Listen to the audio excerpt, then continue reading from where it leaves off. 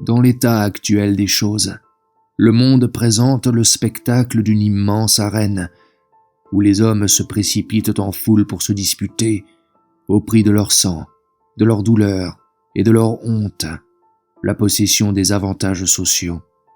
Eh bien, celui que repousse et indigne la vue d'un pareil champ de bataille, et qui se trouve enrôlé malgré lui, qui ne veut être ni oppresseur ni victime, et qui ne craint pas moins une odieuse et inhumaine victoire qu'une humiliante défaite, ne pourra-t-il pas se précipiter en dehors du cirque et disposer de lui pour qu'un hasard sinistre et flétrissant n'en dispose pas? En se retirant, en abdiquant sa part du butin, en jetant ses armes, ne diminue-t-il pas la masse des prétentions universelles et en même temps l'ardeur féroce des concurrents? S'il était imité par le plus grand nombre, le carnage ne serait-il pas infiniment moins grand? Quand la famine presse une ville assiégée, celui qui se donne la mort, parce qu'il se voit inutile à sa défense et onéreux à la subsistance publique, ne fait-il pas un acte de magnanimité? Ô vous qui proscrivez et frappez le suicide d'un si facile anathème, vous ne savez pas toute la reconnaissance que vous devez à l'homme généreux et fort, qui vous abandonne aussi tranquillement sa place et ses droits au banquet de ce monde, où tous ne sont également bien traités. Et si, au lieu de consacrer sa puissante énergie à briser les liens qui nous attachent si invisiblement à l'existence, il l'avait employée à réclamer sa part de ces mets délicieux, de ces liqueurs enivrantes qui excitent votre impétueuse convoitise, si, non content de la sienne, il eût encore voulu celle de ses voisins, à l'exemple de tant d'autres, si, plaçant dans vos rangs pusillanimes sa large individualité, il vous eût refoulés les uns sur les autres, si, plus ambitieux et plus méchant, il eût confusément renversé les tables et les convives et, des torches que portent vos esclaves, incendié la salle du festin, expirant sous ses ruines, combien voudriez-vous que ce redoutable adversaire eût lui-même étouffé sa force dans un précoce tombeau?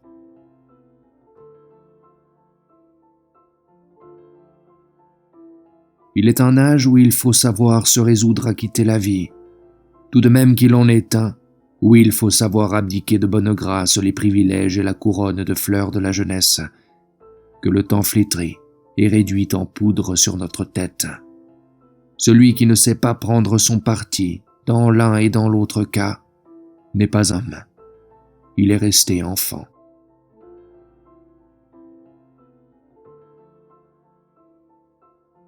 Hélas, nous ne savons rien. La pensée humaine se tourmente à ouvrir des portes à la consolation, mais cette douce immortelle ne veut pas habiter notre âme.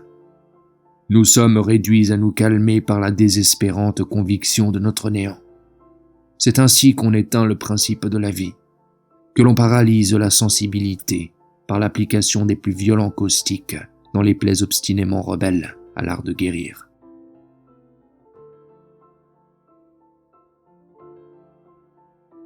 Tourbe inquiète et savante, fière des progrès de sa raison et des pompes d'une civilisation raffinée, qu'avons-nous fait pour notre bonheur? Pour être cachés sous des tissus plus brillants et plus ingénieux, les plaies de l'humanité en sont-elles moins saignantes et moins profondes?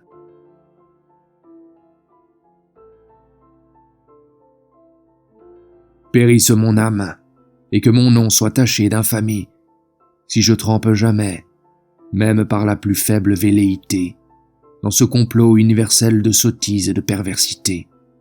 Si je désire jamais un ruban ou un titre, celui d'homme me suffit. Puissais-je seulement en être toujours digne? Puissais-je ne jamais préférer la durée de ma vie à l'honneur de mon caractère?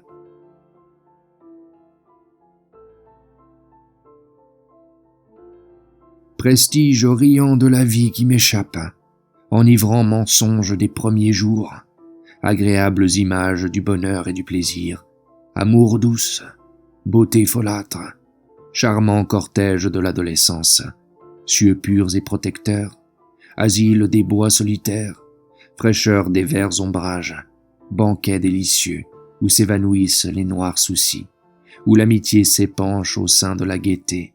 Venez, heureux fantômes, séduisantes illusions, entourez mon lit funèbre, jetez vos dernières fleurs sur le cercueil où je descends.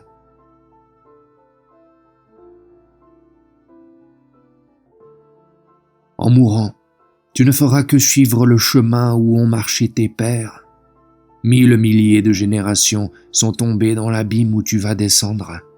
1000 milliers de générations y disparaîtront après toi. Cette cruelle vicissitude de vie et de mort ne pouvait pas pour toi s'arrêter et être suspendue. Marche donc, poursuis ton voyage, va où sont allés les autres, et ne crains point de t'égarer ou de te perdre avec tant de compagnons de route. Point de faiblesse, point de larmes surtout. L'homme qui pleure sur son trépas est le plus misérable et le plus vil des êtres. Soumets-toi sans murmurer à ce que tu ne peux éviter. Tu meurs malgré toi, et c'est aussi malgré toi que tu vivais. Rends donc sans inquiétude ce que tu avais reçu sans connaissance.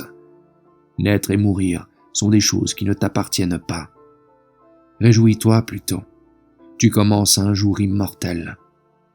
Ceux qui environnent ta couche de mort, tous ceux que tu n'as jamais vus, dont tu as ouï dire ou lu quelque chose, le plus petit nombre de ceux que tu as plus particulièrement pu connaître, l'immense multitude de ceux qui ont vécu jadis, qui sont nés ou qui sont à naître dans tous les siècles et en tout pays, ont fait ou feront le chemin que tu as à faire. Regarde des yeux de ton intelligence cette longue caravane des générations successives, traversant les déserts de la vie et se disputant sur le sable qui les brûle, une goutte de cette eau qui allume leur soif plus qu'elle ne l'apaise. Tu es perdu dans la foule au moment où tu tombes. Regarde combien d'autres tombent à la fois.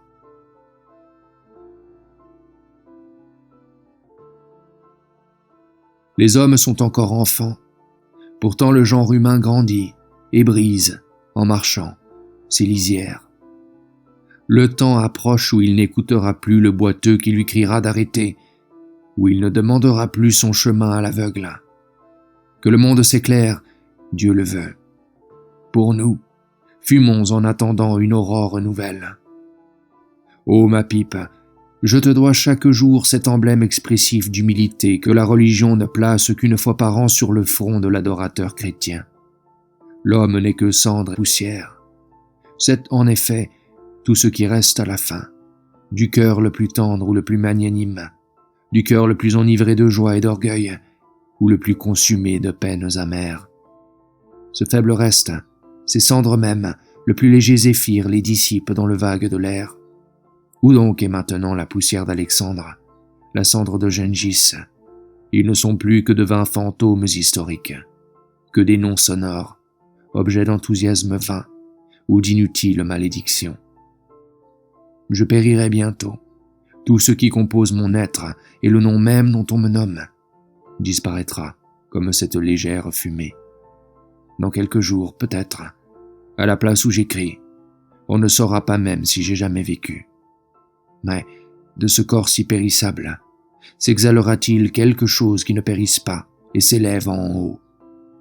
Réside-t-il en effet dans l'homme une étincelle digne d'allumer le calumet des anges sur le parvis des cieux? Ô ma pipe, chasse, bannis ce désir ambitieux et funeste de l'inconnu, de l'impénétrable.